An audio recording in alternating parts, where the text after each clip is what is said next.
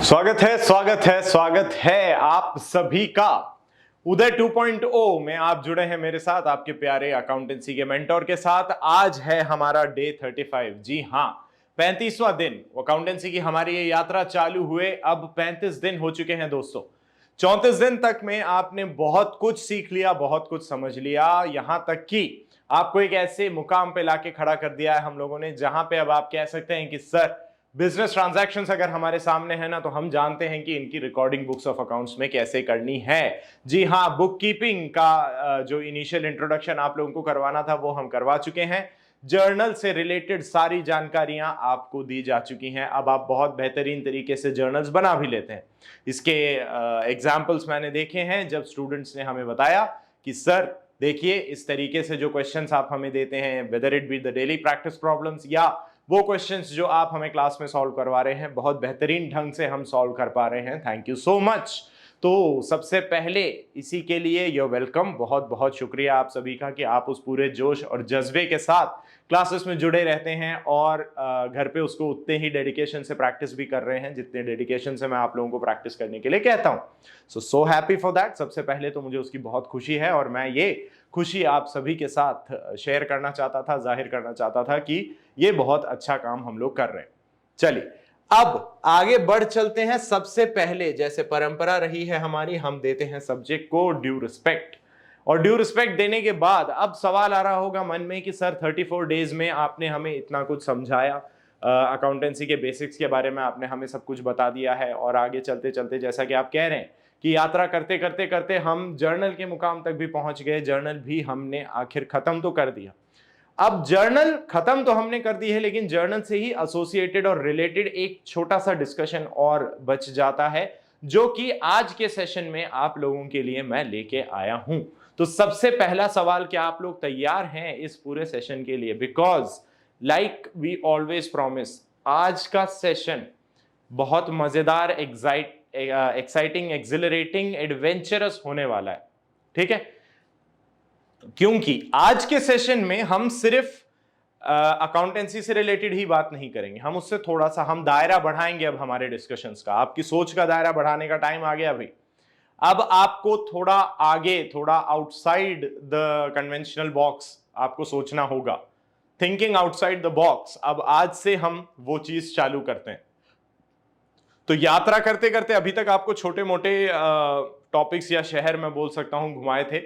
आज की यात्रा में हम आपको एक बारी के लिए ले चलेंगे जरा फ्रांस, और फ्रांस से फिर वापस मैं आपको अपने स्वदेश लेके आऊंगा, क्योंकि ये जो देश है मेरा, स्वदेश है मेरा, है ना। तो वो भी हम करेंगे, घबराइए मत। अब आप सोच रहे होंगे कि सर फ्रांस जाने की बात कर रहे हैं, वहां से वापस इंडिया आने की बात कर रहे हैं, आप आज हमें ऐसा कौन सा टॉपिक पढ़ाने जा रहे हैं? तो सरप्राइज रिवील करने का टाइम आ गया है। आज का आप लोगों का टॉपिक होने वाला है, जी हां, अकाउंटिंग फॉर जीएसटी। जानते हैं क्या है ये? क्या है GST? Goods and service tax. एक ऐसा टैक्स जो अब आपकी रोजमर्रा की जिंदगी का बहुत ही अहम हिस्सा बन गया है।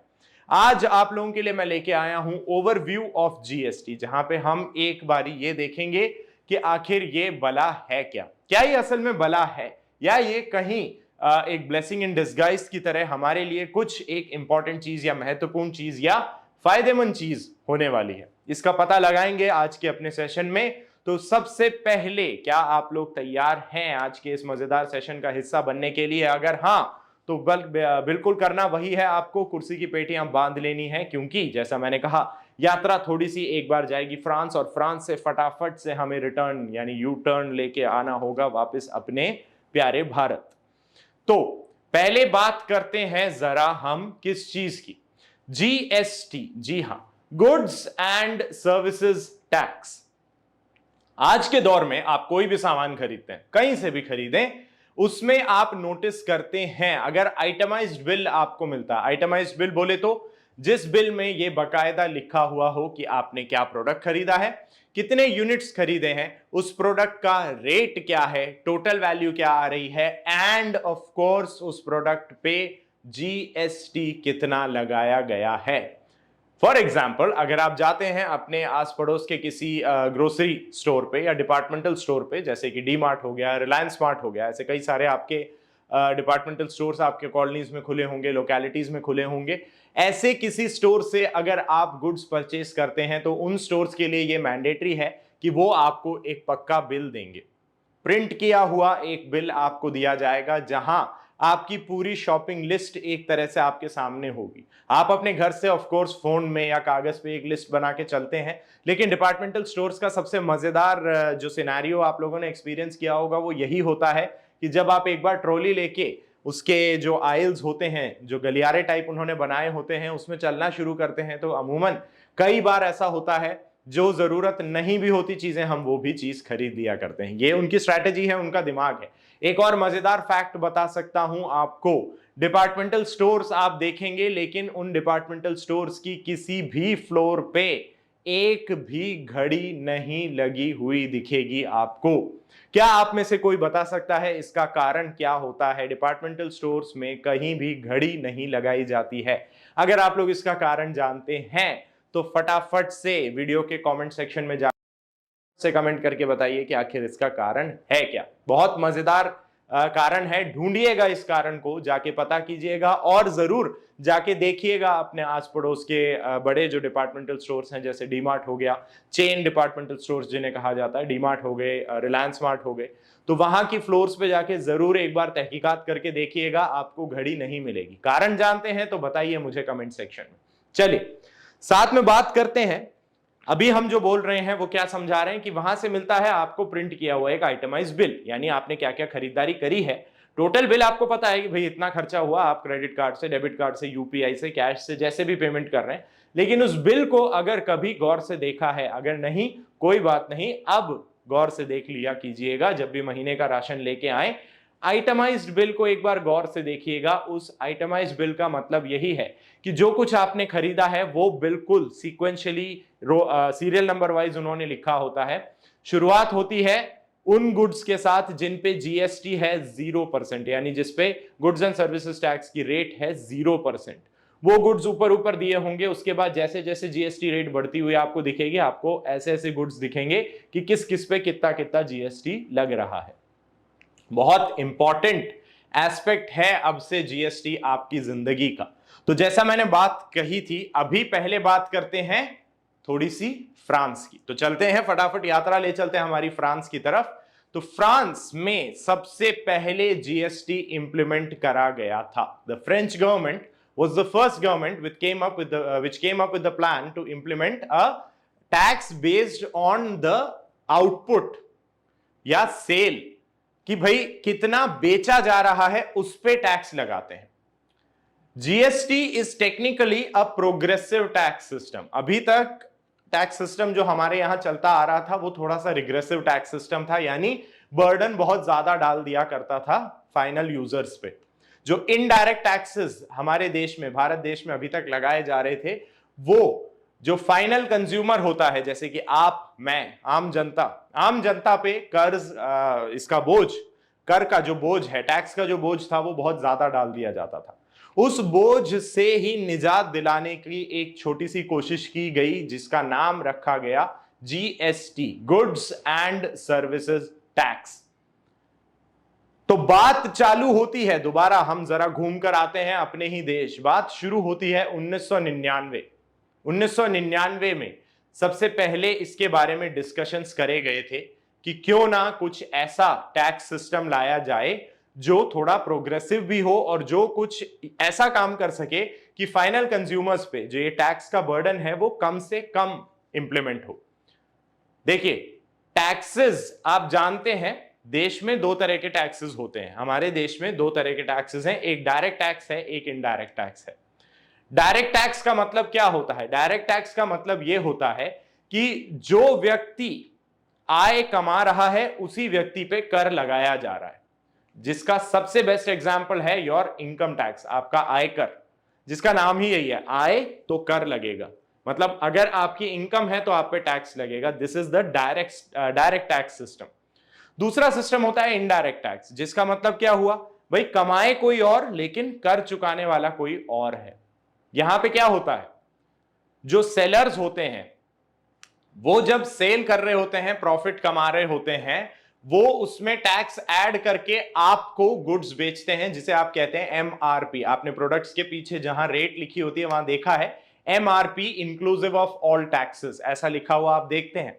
नहीं देखा हो आज तक तो घर में कोई भी प्रोडक्ट पड़ा होगा, चाहे बिस्किट का पैकेट ही क्यों ना रखा हो, एक बार उसे उठा के देखिएगा कि इसकी कीमत क्या है। उसकी कीमत साफ साफ लिखी होगी एमआरपी, मैक्सिमम रिटेल प्राइस। उसके आगे लिखा होगा अमाउंट और साथ में ब्रैकेट में लिखा होगा इंक्लूसिव ऑफ ऑल टैक्सेस, जिसका मतलब सारे टैक्स जोड़ के टोटल वैल्यू आपको एज अ कंज्यूमर ये पे करनी है। तो इसमें टैक्सेस कौन पे कर रहा है? आप एज फाइनल कंज्यूमर। क्या इनकम आप कमा रहे हैं? जी नहीं। इनकम कौन कमा रहा है? प्रॉफिट किसका हो रहा है? प्रॉफिट हो रहा है मैन्युफैक्चरर से लेके जो रिटेलर तक लेवल हैं। आपने बिजनेस स्टडीज में लेवल्स पढ़े हैं, मैन्युफैक्चरर हैं, होलसेलर हैं, रिटेल ट्रेडर्स हैं। तो प्रॉफिट वो सब लोग कमा रहे हैं, लेकिन टैक्स का फाइनल बर्डन किस पे आ रहा है? आप पे एज कंज्यूमर, फाइनल कंज्यूमर के तौर पे आप टैक्स का पूरा भार वहन करते हैं। तो ये दो सिस्टम हमारे देश में चलते हैं टैक्सेस के। इसी इनडायरेक्ट टैक्सेस में और कई सारे टैक्सेस हुआ करते थे। 1999 में एक पहल करी गई कि क्यों ना इन सारे रिग्रेसिव टैक्सेस को हटा के इसकी जगह एक यूनिफाइड टैक्स सिस्टम लाया जाए। यूनिफाइड टैक्स सिस्टम का मतलब क्या हुआ? जो इससे पहले तक टैक्स सिस्टम चले आ रहे थे उसमें दिक्कत यह थी कि हर स्टेट जो हमारे हैं उन स्टेट्स को अपने हिसाब से टैक्स सिस्टम बनाने का अधिकार था। तो होता क्या था, किसी स्टेट में किसी चीज की दाम कुछ और होती थी और किसी और स्टेट में किसी चीज का दाम कुछ और हुआ करता था। ऐसे में काला बाजारी, मुनाफाखोरी, इसके चांसेस बहुत ज्यादा हो जाते हैं। Black marketing, hoarding, unlawful trade practices, ये बहुत ज्यादा हो सकती हैं। करना क्या है, जहां कम टैक्स रेट है, जहां सस्ता आपको सामान मिल सकता है, वहां से आप सामान खरीदेंगे, और जहां ज्यादा टैक्स रेट है वहां पे आप महंगी रेट पे सामान बेच सकते थे। कर सकते हैं या नहीं कर सकते ये काम? बिल्कुल सही जवाब, किया जा सकता है। यही प्रॉब्लम हो रही थी। इसी मेन प्रॉब्लम को कंट्रोल करने के लिए इस उद्देश्य से बात शुरू की गई 1999 में कि क्यों ना एक ऐसा सेंट्रलाइज्ड टैक्सेशन सिस्टम लाया जाए जो पूरे देश पे एक ही रूप से, समान रूप से लागू हो।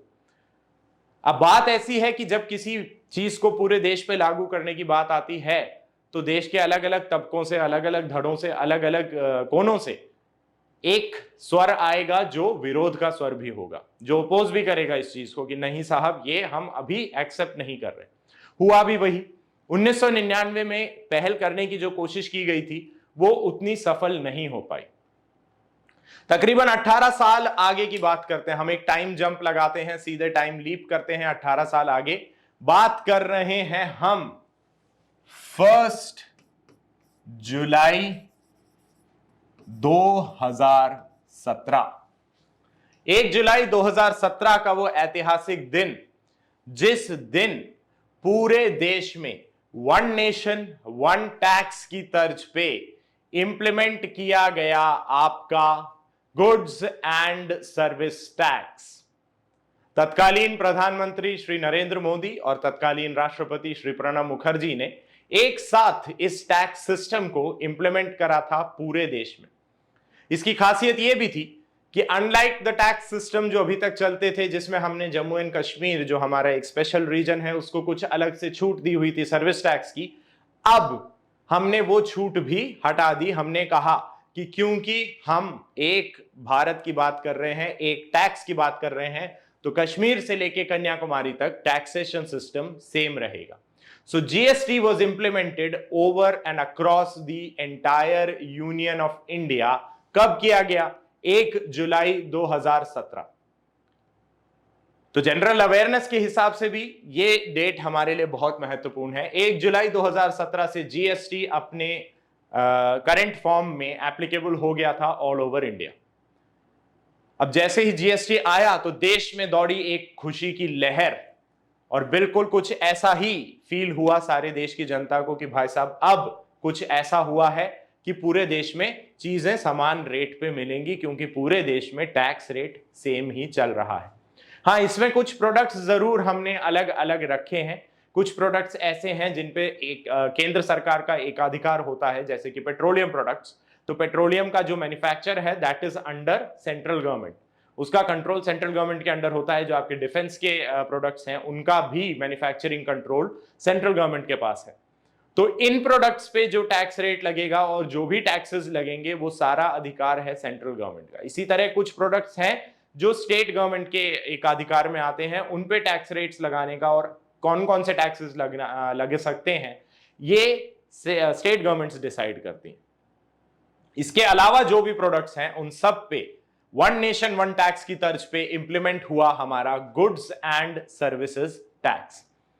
ठीक है, अब बात करते हैं कि जैसा हमने कहा सर ये सिस्टम चेंज करने की जरूरत क्यों हुई, क्यों ऐसा लग रहा था कि ये सिस्टम हमें चेंज करना है।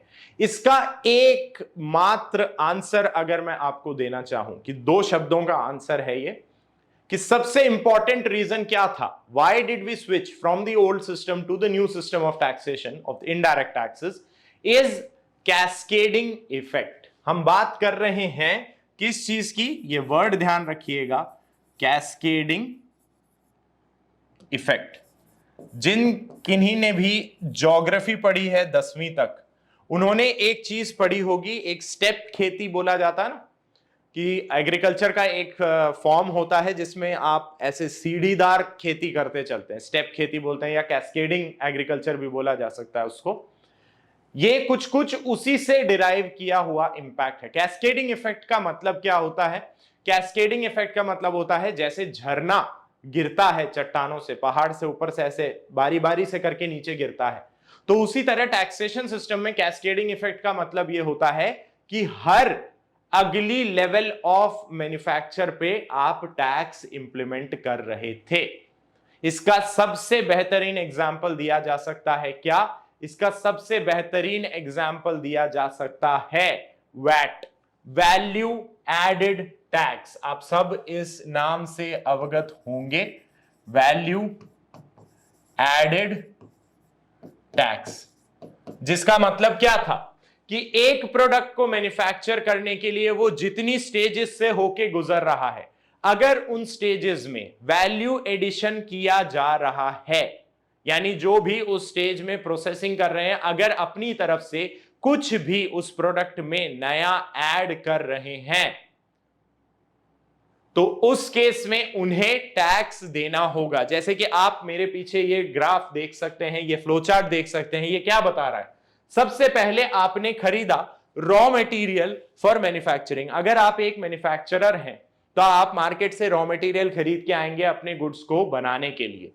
उस बनाने के प्रोसेस में जब आप इसको मैन्युफैक्चर करेंगे, इसका मतलब क्या हुआ, रॉ मटेरियल। एक बिस्किट मैन्युफैक्चरर के लिए क्या है, बिस्किट मैन्युफैक्चरर के लिए मैदा, चीनी, तेल और जो saturated fats and other ingredients एक बिस्किट के लिए काम आते हैं, वो सब कुछ रॉ मटेरियल है। लेकिन उस रॉ मटेरियल से एज इट इज बिस्किट नहीं बनेगा, आपको क्या करनी होगी, प्रोसेसिंग करनी होगी, मैन्युफैक्चरिंग करनी होगी। तो जो रॉ मटेरियल आप खरीद के आए, जैसे ही उसको मैन्युफैक्चरिंग के प्रोसेस में आपने डाला, आपने किया है value addition, first stage. Value addition होते ही एप्लीकेबल हो गया वैट, आपको कुछ टैक्स देना होगा। अब जाहिर सी बात है, आपने अगर चीज खरीदी है और बना रहे हैं कुछ और उस पर आपको टैक्स भी देना है, तो अभी आपने प्रॉफिट तो जोड़ा ही नहीं, आप प्रॉफिट अपना ऐड करके फिर उस पर टैक्स लगाते। अब मुद्दा क्या हुआ, मुद्दा यह हुआ कि जो चीज आपने खरीदी थी वो थी आपकी कॉस्ट यानी लागत, उसमें आपने अपना प्रॉफिट ऐड करा, मैन्युफैक्चरिंग के जो खर्चे हुए वो ऐड करे और फिर अपना प्रॉफिट ऐड करा और फिर उस वैल्यू पे आपने टैक्स जोड़ा। वो टैक्स जोड़ के मैन्युफैक्चरर यही चीज कहां देते थे, वो देते थे होलसेलर को या जो आपके वेयरहाउस वाले हैं। होलसेलर कौन होता है, जो बल्क में मैन्युफैक्चरर के पास से गुड्स खरीद के आते हैं। अब होलसेलर ने कुछ टोटल फाइनल वैल्यू पे जो वैट ऐड करने के बाद मैन्युफैक्चरर ने तो फाइनल वैल्यू दी है, वो उस वैल्यू पे खरीदा गया है होलसेलर द्वारा। अब होलसेलर ने अगर उसमें किसी तरह का वैल्यू एडिशन कराए, जाहिर सी बात है वो वैल्यू एडिशन करेंगे क्योंकि वो बल्क में लेके आए। बल्क में लाके रखे हुए सामान को रिटेलर को एज इट इज नहीं बेचा जाएगा, रिटेलर को उसको छोटे छोटे पोर्शंस में बेचना होगा। तो जब आप वेयरहाउसर या होलसेलर के रूप में बड़े बल्क में आए प्रोडक्ट्स को छोटे छोटे छोटे कंपार्टमेंट्स बना के, छोटे छोटे पोर्शंस बना के रिटेलर के पास भेजते हैं, आपने करा वैल्यू एडिशन। इस वैल्यू एडिशन पे फिर आपको देना होगा, क्या देना होगा, वैल्यू एडिशन करा है तो वैट देना पड़ेगा। आप वो वैल्यू जोड़ के आगे रिटेलर को देते हैं। अब रिटेलर भाई साहब, फिर वही बात है, रिटेलर भाई साहब आगे ट्रांसफर कर रहे हैं किसे, एंड कंज्यूमर को।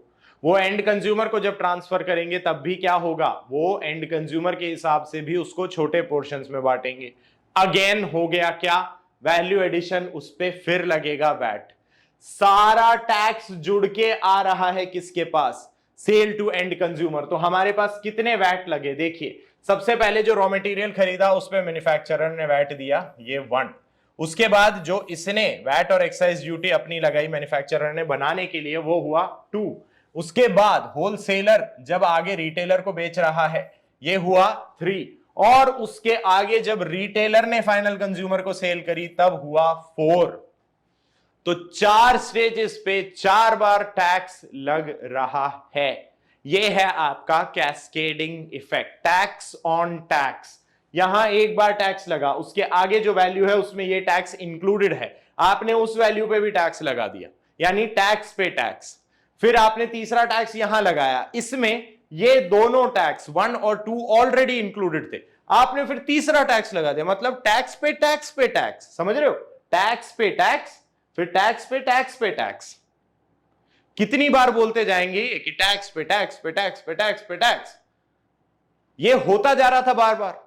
और इस सब का बोझ कौन ढो रहा था, कौन दब रहा था इस बोझ तले, फाइनल कंज्यूमर, आपके मेरे जैसे कॉमन पीपल, है ना। तो इसी पुरानी और क्या बोले दकियानूसी जो टैक्स सिस्टम हम चलाए आ रहे थे, किन्हीं से देखा, उठा लिया, वहां से अडॉप्ट कर लिया कि भाई हमारे आधे कानून अंग्रेजों की तरफ से ही मिले हुए हैं, तो हमने कहा कि यार ये भी सही होगा।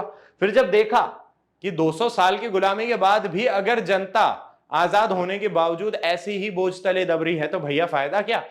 तो फिर हमने अपनी नजर घुमाई थोड़ा सा और आगे, कि भाई यहां तक यूके को देख रहे थे, उससे थोड़ा ऊपर की तरफ नजर हमने घुमाई कि यार फ्रांस में कुछ और चल रहा है। फिर हमने फ्रेंच लोगों को स्टडी किया, उनके टैक्स सिस्टम को देखा, तब हमें समझ आया कि भाई दिमाग तो इन्होंने लगाया। इन्होंने क्या दिमाग लगाया वो हम समझते हैं आगे।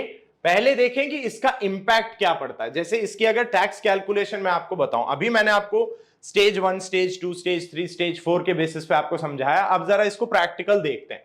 तो आपके पास है टैक्स कैलकुलेशन ओल्ड रेजिम का।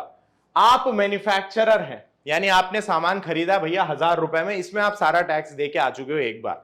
जिससे आपने खरीदा था उस पर भी टैक्स लगता था, तो आपने अपने सप्लायर को टैक्स समेत टोटल दे दिया कि 1000 रुपए का सामान मैंने खरीदा है। इस 1000 रुपए में आप टैक्स दे चुके हैं, ये 100, तो आपका आया भैया 1100 रुपए में आपके पास आया। फिर वेयरहाउस आपने आगे ये 10% आपने मैन्युफैक्चरर के रूप में 10% लगा के 1100 रुपए में आपने बेचा अपने वेयरहाउस वाले को, यानी होलसेलर को।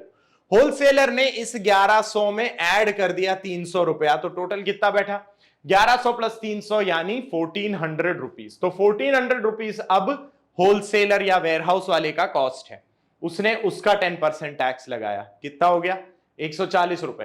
टोटल वैल्यू क्या आई 1540 आई सर। ये 1540 रुपए में होलसेलर ने रिटेलर को भेजा, जो रिटेलर उस पर खर्चा लगा रहा है अपना, यानी वैल्यू ऐड कर रहा है 500 रुपए। तो अब रिटेलर बोलेगा मेरा टोटल कॉस्ट क्या है भाई, 1540 में तो होलसेलर से खरीद के आया, 500 रुपए जेब से लगाए, तो टोटल खर्चा हुआ 2040 रुपए का। इसका 10% 204 रुपए अब मैं टैक्स लगाऊंगा। फाइनल कंज्यूमर के पास कितने में जा रही है चीज, 2244 रुपए। आप देखिए जरा, 1000 रुपए की लागत जो मैन्युफैक्चरर को 1000 रुपए की चीज पड़ी थी, वो आगे आते आते फाइनल कंज्यूमर के पास 2244 रुपए। कितना वैल्यू हो गया, ये डबल से ज्यादा है, 1000 के डबल से ज्यादा आ रही है ये वैल्यू, उतने की पड़ रही है वो चीज। अब इसका कैलकुलेशन आप यहां देख सकते हैं, टोटल कॉस्ट क्या है, ये 1800 अगर आप बात करेंगे कैसे है, 1000 जो मैन्युफैक्चरर के थे, फिर होलसेलर ने इसमें 300 रुपए ऐड करे थे ये वाले, और रिटेलर ने रिटेलर ने इसमें 500 रुपए ऐड करे थे। ये है 1800 का टोटल ब्रेकअप। उस 1800 पे टैक्स आपका लग गया कितना भाई? 1800 का अगर मैं 10% बोलता तो 10% टैक्स कितना होना चाहिए था? ये तो 180 होना चाहिए था। टोटल कॉस्ट क्या है? 1800 है। अगर इसका टोटल मैं बोलता हूं 10% तो 180 रुपए टैक्स लगता। मेरे पास टैक्स कितना लग रहा है? 444 रुपए। 264 रुपए एक्स्ट्रा लग रहे हैं। क्यों? क्योंकि हर स्टेज पे वैल्यू एडिशन वाली बात करी तो हमने टैक्स पे भी टैक्स लगा दिया। ये कहां लग रहा है? ये 140 रुपए लग रहे हैं किस चीज पे भाई? 300 रुपए तो खर्चा है, मैं मानता था, लेकिन 100 रुपए तो ये वाला टैक्स है, तो मैंने इस पे भी तो 10% दिया है। दिया या नहीं दिया? मैंने इस पे भी 10% दिया। फिर उसके आगे बढ़ेंगे तो ये जो 2040 है उसमें 1400 नहीं, ये होना चाहिए था 1800 का, कि 1800 टोटल खर्चा है। यहां से 1000 में 300, 300 में 500 तो 1800। तो 1800 पे 10% पड़ता कितना? 180 रुपए। लेकिन आपने लिया है 204, तो उसमें ये भी इंक्लूडेड है, ये भी इंक्लूडेड है, यानी टैक्स पे टैक्स लगाते जा रहे।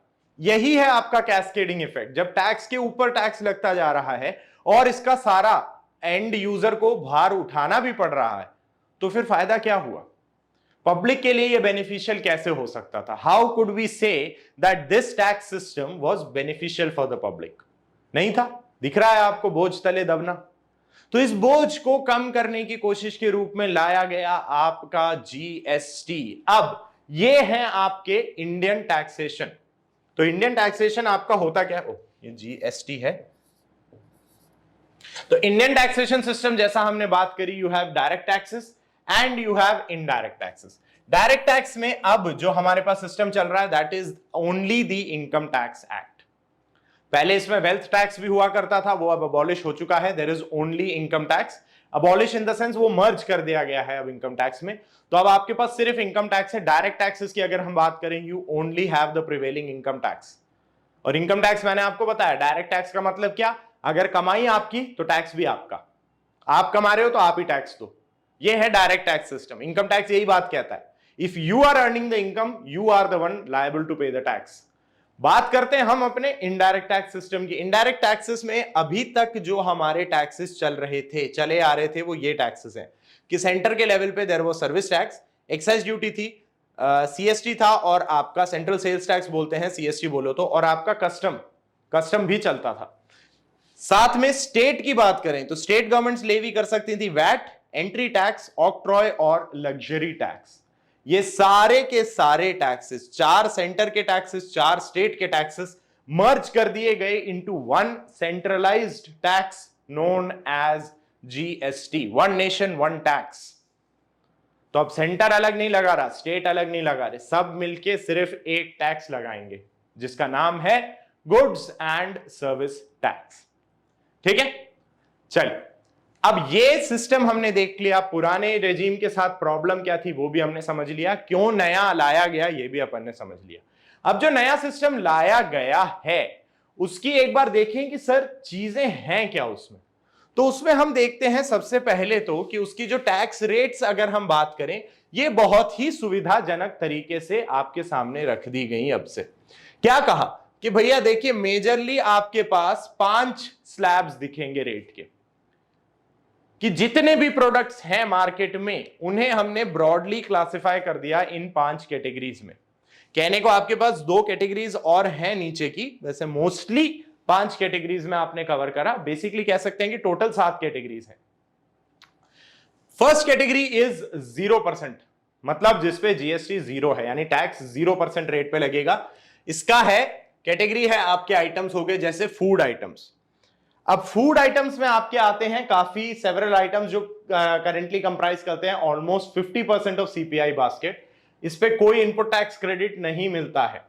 अब सीपीआई का मतलब होता है जो आपके कंज्यूमर का जो कंजम्पशन वाला है, प्राइस इंडेक्स जो है उससे रिलेटेड, यानी आम दिनचर्या में काम आने वाले जो खाने पीने राशन की जो चीजें हैं, बेसिक नेसेसिटीज जिसे कहा जा सकता है, कि रोटी कपड़ा और मकान की जो रोटी वाली चीज है वो आपकी 0% में आती है।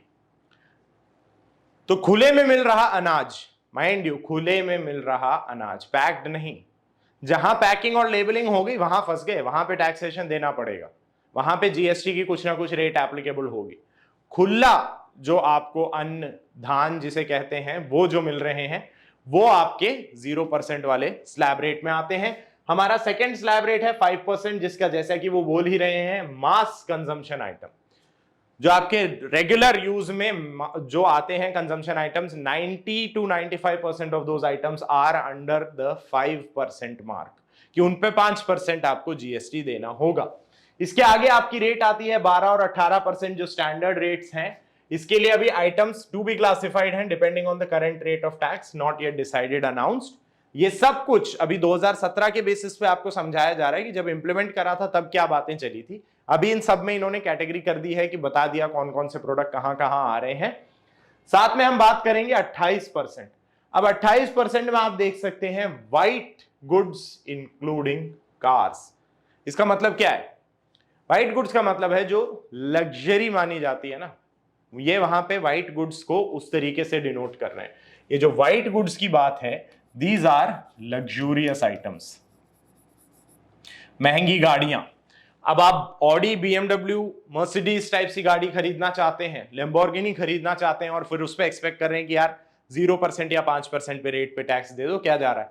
तो वो नहीं, क्योंकि उनका लॉजिक यही, अगर आप उतनी महंगी गाड़ी अफोर्ड कर सकते हैं तो उस पर 28% टैक्स रेट भी अफोर्ड कर सकते हैं।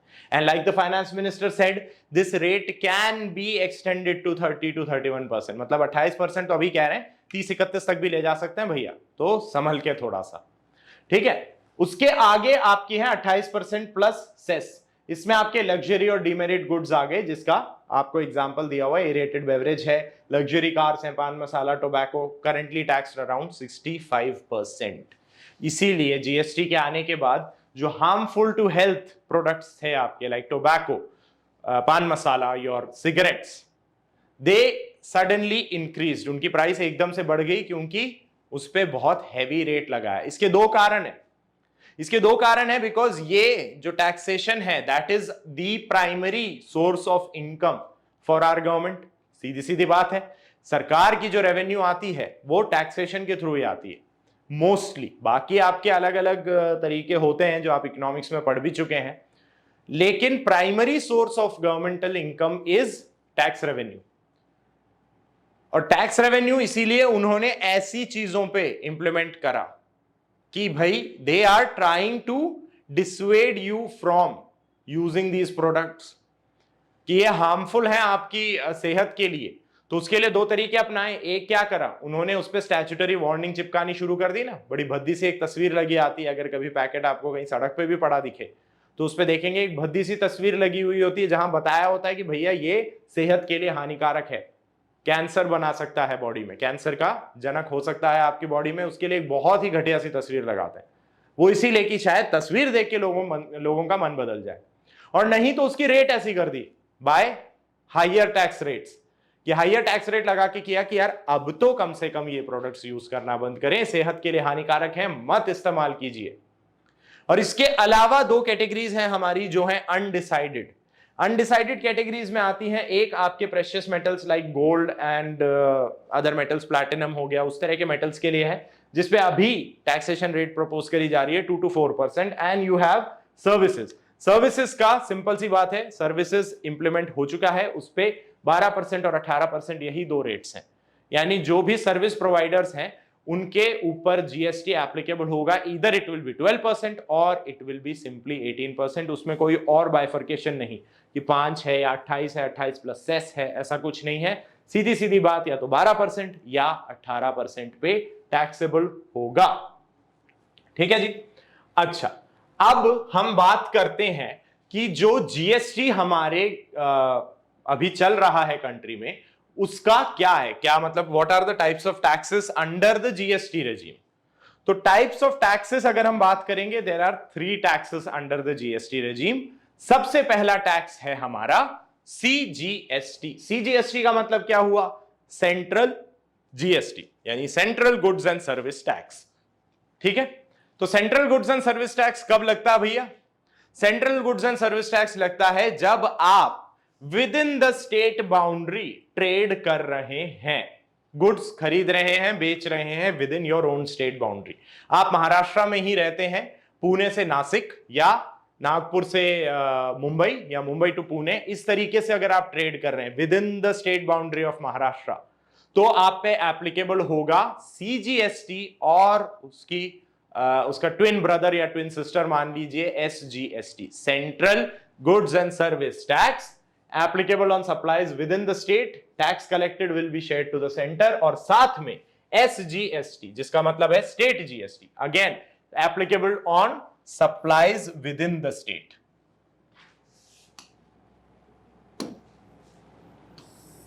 ओह ओके,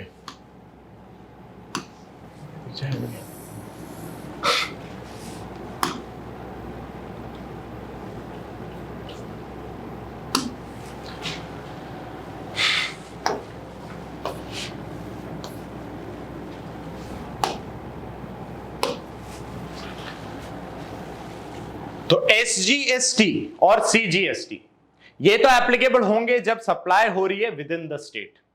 महाराष्ट्र की बाउंड्री के अंदर एक डिस्ट्रिक्ट से दूसरे डिस्ट्रिक्ट अगर ट्रेड किया जा रहा है तो उस पे एप्लीकेबल होगा सीजीएसटी एसजीएसटी। जो भी रेट है आधी आधी होती है, बराबर बराबर स्टेट को और सेंटर को बढ़ती है। जैसे पीछे आपने रेट देखी, अगर मैं बोलूं 12% तो उसका मतलब हुआ 6% सीजीएसटी, 6% आपका एसजीएसटी। अच्छा, अब ऑब्वियस सा सवाल आता है दिमाग में कि सर अगर स्टेट बॉर्डर क्रॉस हो जाए तब क्या करेंगे? स्टेट बॉर्डर अगर क्रॉस हो गया तो हम क्या कहते हैं? That is the union of India. Union of India का मतलब क्या होता है? इंटीग्रेशन, कि हम सब एक हैं। और इंटीग्रेशन का मतलब हुआ कि तब आएगा आपका आईजीएसटी, जिसका मतलब है integrated goods and service tax, which is applicable on interstate as well as import transactions. कि आप बाहर से कुछ मंगवा रहे हैं, देश के बाहर से अगर इंपोर्ट करवाया जा रहा हो या दो स्टेट के बीच में ट्रेड हो रहा है, कि बायर एक स्टेट में है, सेलर दूसरे स्टेट में है, इस केस में आईजीएसटी, इंटीग्रेटेड जीएसटी एप्लीकेबल होता है। टैक्स कलेक्टेड दोनों शेयर करेंगे, सेंटर भी शेयर करेंगे और स्टेट्स जो इन्वॉल्व हैं वो भी शेयर करेंगे इस टैक्स को। अब बात करते हैं कि सर क्या इसके और भी कोई बाइफर्केशंस हैं? जी हां, बिल्कुल सही जवाब, मतलब सही सवाल पूछा है आप लोगों ने मेरे से। इसके बाइफर्केशंस और भी होते हैं। बाइफर्केशंस कैसे होते हैं? इसके बाइफर्केशंस होते हैं दो।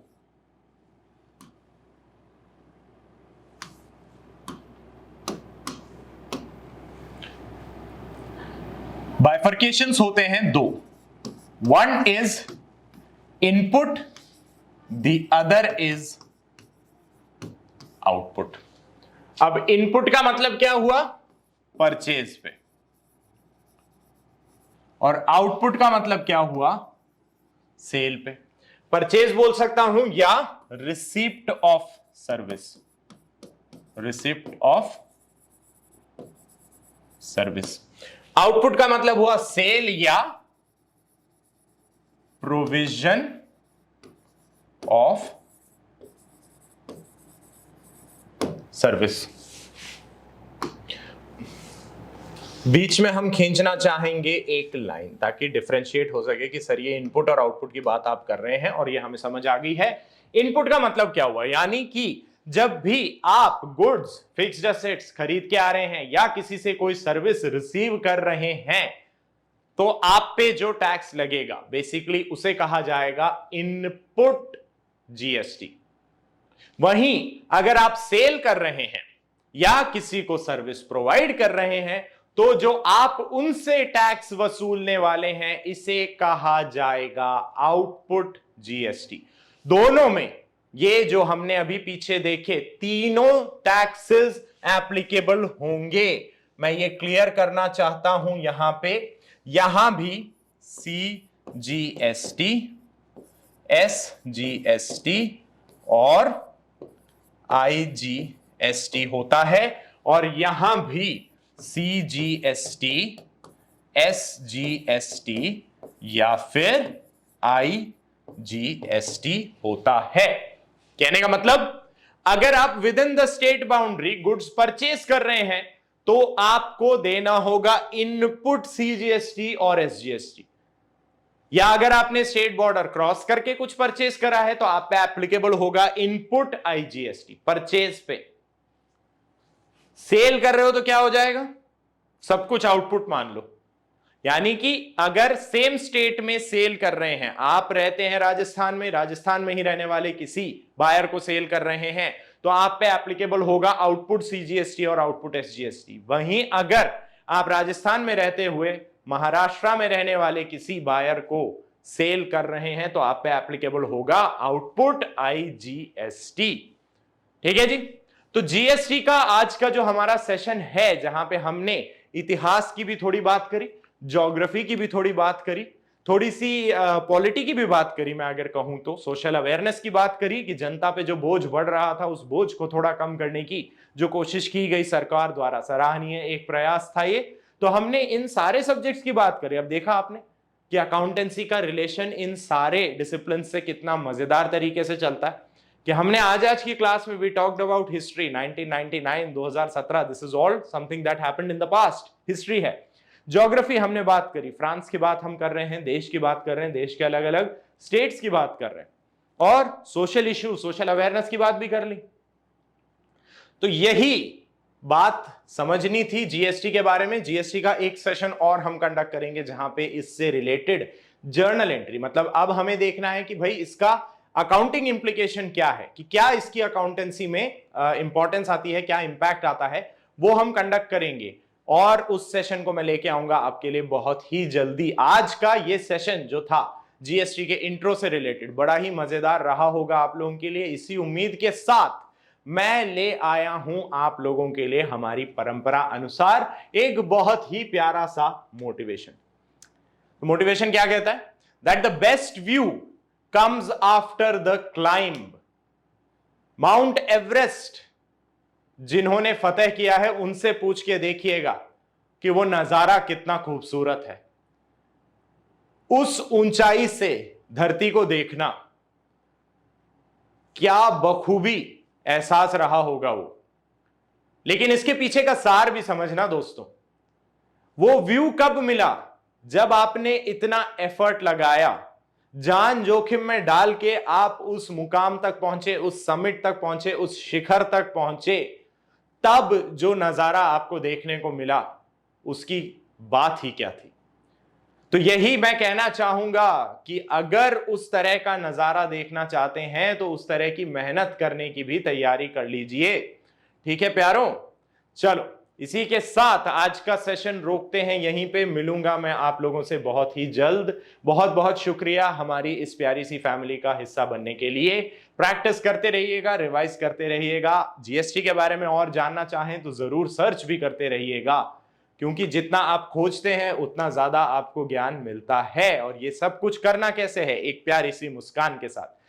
मिलेंगे आप लोगों से बहुत जल्द अपने अगले सेशन के साथ। This is me your accountancy mentor signing off. ध्यान रखिएगा अपनों का, अपना और अपनी सेहत का। मिलते हैं बहुत जल्द, तब तक के लिए bye bye, ta-ta and love you all.